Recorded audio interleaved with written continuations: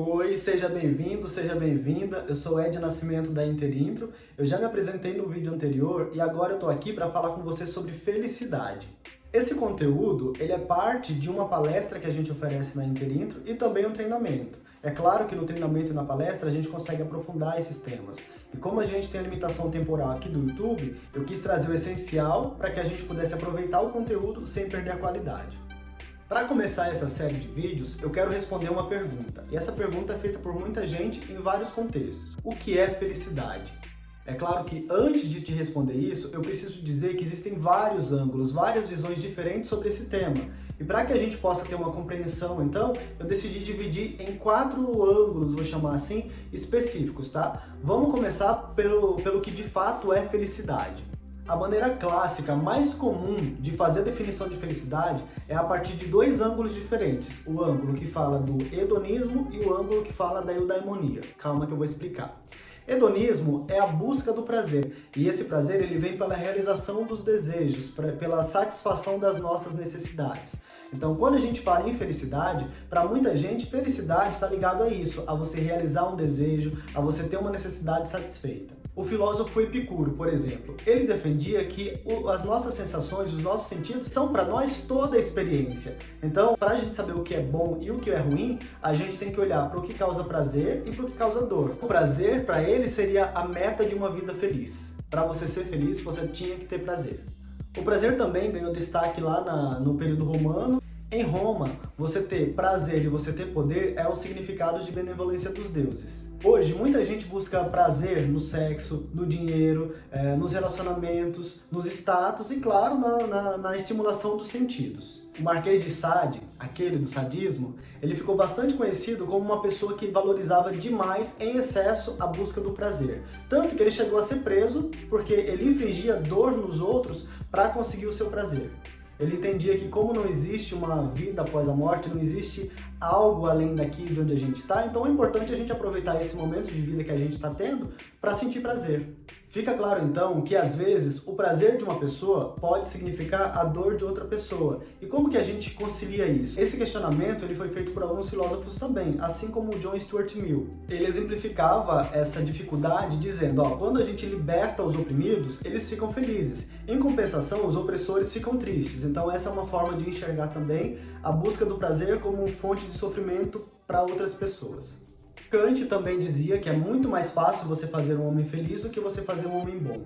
E fica claro então que a ideia dele é que nem sempre o prazer está ligado à bondade. Por outro lado, a eudaimonia está ligada a um viver virtuoso, a um viver com base em um propósito e está muito ligado à nossa razão, à nossa capacidade de julgamento.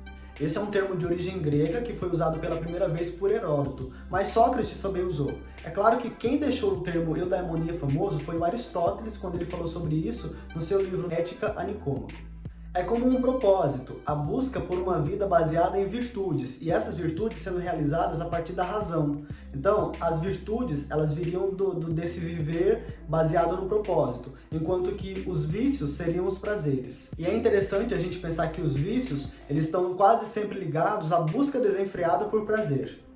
As abordagens mais atuais, elas buscam aproximar essas duas visões, tanto a do prazer quanto a do propósito, para construir uma ideia de felicidade que seja abrangente. Defende que a busca por prazer, as emoções positivas, elas impactam no nosso sistema imunológico e, consequentemente, na maior longevidade, também nos resultados que a gente alcança no nosso trabalho e na nossa satisfação com a vida.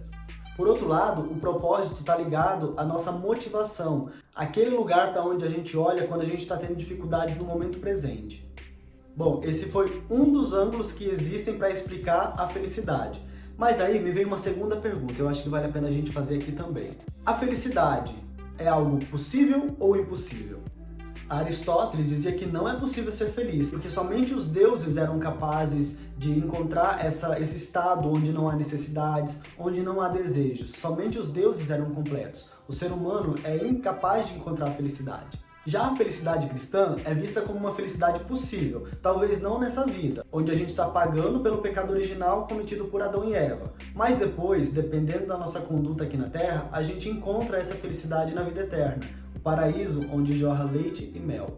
Schopenhauer, outro filósofo, dizia que o mundo é fonte de sofrimento e a vida humana ela é infeliz. Qualquer outra ideia que a gente tivesse diferente disso era pura ilusão. Ele dizia que a gente tenta inutilmente ser feliz. É como se a natureza tivesse programado a gente para essa busca que é impossível ser alcançada, e isso seria então um erro da natureza. Hoje em dia, a gente não só acha que a felicidade é possível alcançar, como a gente ainda recrimina aquela pessoa que não consegue alcançar a felicidade, ou aquela pessoa que se diz infeliz. A gente já falou então de hedonismo e eudaimonia, e a gente também falou sobre a possibilidade ou impossibilidade de encontrar a felicidade. Um terceiro ângulo para enxergar essa questão está ligado ao controle que a gente tem sobre a nossa vida, sobre aquilo que acontece com a gente. A gente controla ou não? Tem um livro de um autor chamado Darren McMahon, ele é um historiador inglês. Eu vou falar sobre esses livros num vídeo específico sobre eles, tá? Mas ele defende que happen, a palavra em inglês para acontecer, e happiness, a palavra em inglês para felicidade, elas têm a mesma raiz. Então, quando a gente olha para a história, muitas vezes a felicidade estava ligada à sorte ou a destino. Isso são coisas diferentes, já que a sorte está ligada a algo que a gente não tem controle, é algo imprevisível. Em compensação, o destino, por outro lado, ele é algo que já está pré-determinado, você não tem como mudar e você vai viver aquilo que já foi programado por alguém. O filósofo Hegel defende que o destino das figuras mundialmente famosas, aquelas figuras que a gente conhece, ouve falar e estuda, não foi necessariamente um destino feliz. Já os filósofos estoicos e os epicuristas, eles diziam que cabia a nós controlar o nosso próprio destino. É claro que é importante a gente lembrar que naquela época as coisas eram muito imprevisíveis, a gente não tinha como controlar o que ia acontecer no mundo. A única coisa sobre a qual a gente tinha controle era sobre a nossa reação. Uma outra forma de enxergar essa possibilidade de controle é oferecida pra gente pelo budismo. Segundo o budismo, a gente pode controlar sim a nossa felicidade. Como? Diminuindo os nossos desejos. É pela supressão dos desejos que a gente encontra o estado de felicidade, aquele estado em que a gente não precisa de nada, que a gente sente que tem tudo. Ok, entendendo então que a gente consegue alcançar a felicidade, qual é o momento certo de medir essa felicidade? Quando a gente pode dizer se a gente foi feliz ou não? Aí entra a nossa quarta forma de ver a felicidade, ou quarto ângulo. Você pode medir somente depois que a pessoa morre. Santo Agostinho dizia que aqui na Terra não é possível a gente ser feliz, porque os primeiros homens, Adão e Eva, não obedeceram a Deus, obedeceram a Satã. Então aqui na Terra a gente está vivendo uma vida de sofrimento em decorrência disso. Então você só pode dizer que você é feliz depois que você morrer, que segundo Santo Agostinho é quando Deus vai dizer qual que é a sua sentença, se você vai ser de fato uma pessoa que vai ter acesso ao paraíso ou não. E isso, segundo a teoria dele, já era predefinido. Aristóteles e outros filósofos também defendiam que a gente só conseguia medir a felicidade depois da morte. Porque em vida a gente está suscetível a qualquer coisa. Hoje você está bem, amanhã pode ser que aconteça alguma coisa e você não vai ficar bem. Então a nossa felicidade ela não pode ser medida no momento, porque esse momento pode mudar completamente amanhã. E a felicidade então deveria ser medida somente após a morte. Por outro lado, um poeta romano, Horácio, ele apresentou um termo carpe diem, que vocês devem conhecer como aproveite o momento, aprecie o instante. Ele defendia que a felicidade pode ser medida sim no momento. Ele defendia que o homem feliz, ele é honesto, é trabalhador, é digno e ele obtém a sua felicidade a partir do trabalho, das relações com as pessoas, da natureza e também do seu trabalho. O homem feliz reconhece que nada é certo, então ele busca aproveitar o momento sabendo que o que está aqui agora pode não estar amanhã. Bom, gente, para finalizar, e eu não quero que você saia desse vídeo com a sensação de que a pergunta o que é felicidade não foi respondida, eu vou retomar então o que é felicidade. Para Aristóteles é uma vida virtuosa. Para Epicuro é o prazer, é a quantidade de desejos satisfeitos que a gente tem comparado a todos os nossos desejos. Para o Paul Dolan é a nossa capacidade de equilibrar prazer e propósito. No próximo vídeo, eu vou mostrar para vocês como o conceito, a ideia de felicidade é influenciada pelo contexto social, econômico, cultural e científico das pessoas que estão descrevendo. O Darren McMahon tem uma frase muito bacana que eu vou ler aqui para vocês só para dar um gostinho do que a gente vai conversar no próximo vídeo, tá bom? Ele escreve o seguinte, ó. Seja qual for a definição de felicidade, ela raramente é compatível com períodos de fome, pestes ou guerras. E para você, o que é felicidade? Me conta aqui nos comentários, quero saber a sua opinião. Muito obrigado por assistir esse vídeo, a gente se vê a semana que vem nesse mesmo canal e nesse mesmo horário, tá bom? Tchau, tchau!